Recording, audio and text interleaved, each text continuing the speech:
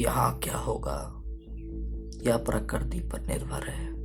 प्रकृति जो सब कुछ निर्माण करती है, सब कुछ बनाती है। प्रकृति अंत करती है, प्रकृति शुरुआत करती है। प्रकृति को जो मिटाता है वो खुद मिट जाता है। प्रकृति से हम बने हैं। प्रकृति अगल बगल के वातावरणों में सम्मिलित है। प्रकृति का खंडन करना हमारे लिए बहुत बड़ा नुकसान है।